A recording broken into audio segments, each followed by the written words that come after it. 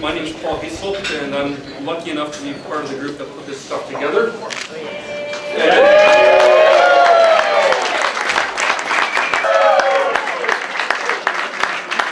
I must say, I'm very proud to say my friend Ron is going to speak. Thank you to all of you. Now, it's quite true you're used to me speaking at Don's orientation from 9 until 12. And I can remember Jim Walker used to sit at the back of the room and make notes. Because he said, I'd start talking about something, and then I had a story to tell. And then I'd talk about something else. And then I had a story to tell. And then we broke for coffee.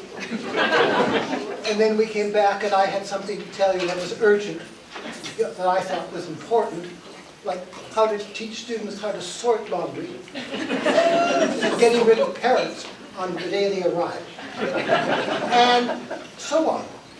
And then I had a story to tell. And Jim Walker said, you know, I had about 8 things listed.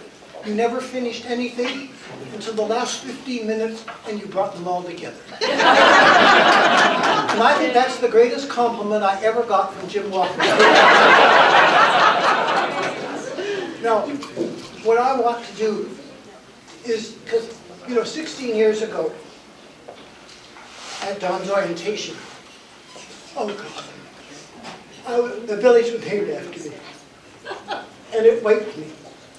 And no sooner had the president announced about the Eydt village than I started to cry. And I had to make a speech immediately. And all I remember was saying, because my friend David Hartree was chairing that session, that I'd never met a priest who didn't drink.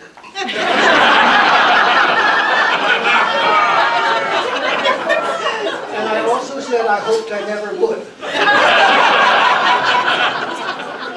And after that, I have no idea what I said, other than I asked the president to thank the university, and I went home and wrote a letter to him as chairman of Senate, and I wrote a letter to the chairman of the board and say thank you. But for the last 16 years, I've had a lot of time to think, because the years have gone by and the university has not named anybody anything. However, after David Johnson was made Governor General, they named the research part after him. And last week they named Mike and Ophelia the Nano Computer Building just down the street beyond the campus center. And those are the only things that I think the university has named. What I'm trying to say, it's a rare honor that they name a building after anybody. We know that the Lazaridis gave at least $100 million for that building. And they've given a lot more than that to the university. They've been incredibly generous. David Johnson is one of the few people ever to be Governor General of Canada. The university named things like Ira Needles. Well, Mr. Needles was the first chair of the board. The library was named after the first chancellor. These are tremendously important people. And I got the building named after me, so you can see why I burst into tears. And I didn't do the right sort of thing. I didn't thank you, the Dons. I realized that none of this would have happened without you. And so the first thing I want to do is say a thank you that should have gone to you 16 years ago.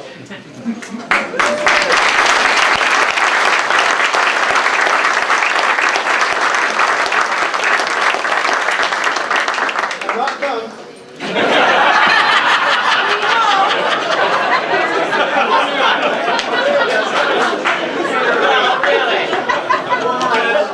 I also want to say thank you to you, the Dons, and to the tutors, and I want to sort out the tutors' wives, because they did the work for the tutors' parties. While the tutors shook hands and were gracious, their wives were in the kitchen doing things so that the students could be fed. but it takes rare people to do the jobs of being tutor and for being dons. And, you know, we interviewed a lot of people. It was marvelous to meet them, but it's only people with your talent to be dons, and you all did such a lovely job. I'm most grateful. And the students who you don for must be grateful. Every once in a while, I'm sure you'll meet someone who'll say, I don't know who my don was. Well, that's fine, they can go to hell.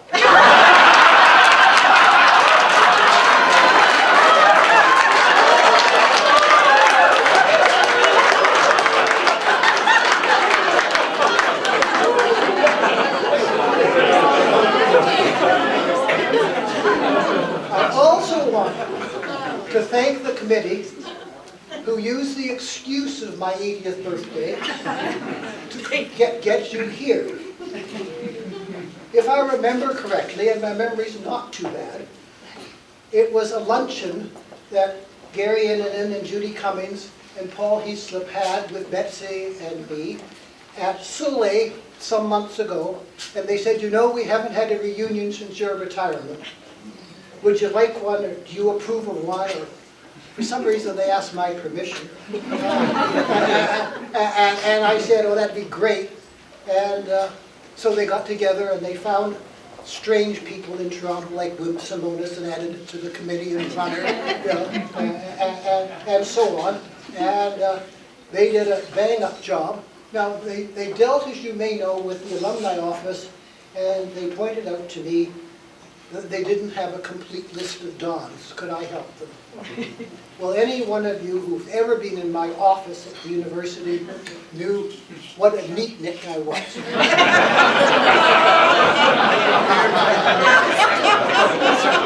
So much so that my last secretary, when told to come up to me for a job interview, they said, now we warn you, don't be upset by what's on his desk, because he knows where everything is. And that's true, I do. But she said, at the time of my retirement and her leaving, she had never seen such an awful desk in all her life.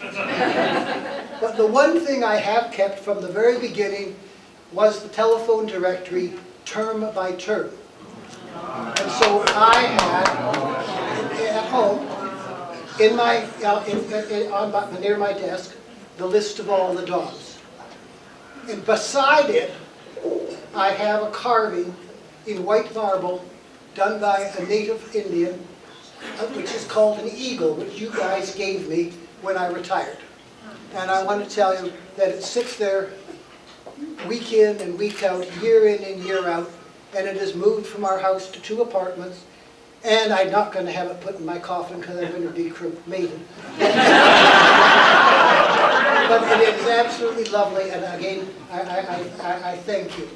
Now, there's one other thing that you dons did, and that was when I was warden 25 years, you created a fund. And you gave me the freedom to determine what the monies could be used for, and I recommended a bursary for people who travel. Because one of the great experiences of my life was my postdoctoral year at Glasgow. And you know, so many Waterloo students, as you know, go to France or go to Germany if they're in languages, go to Australia if they're in kinesiology.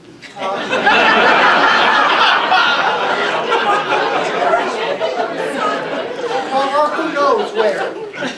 Now, over the years, little dribbles of money have come in from you as your millions have poured in.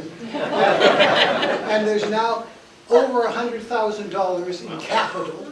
And this pays plane tickets for 2 or 3 students a year to go somewhere. Now, interest rates are worth crap at the moment, and you all know that, 1.5%, but the university still manages to give money away from the RONdezvous bursary. And you're the people, in great measure, though I put my own little contribution in, who have built this fund up, and I thought I should report to you, as the funders of this bursary, that it's now reached a reasonably, I think it's, to me $100,000 sounds a lot. I think at the university it's starting salary, but, but there's been inflation. I retired at the end of 3 years of things called the Ray Days. So yeah, you may all remember those years. But anyhow, I think, anything else I need to say? Sure, shut up.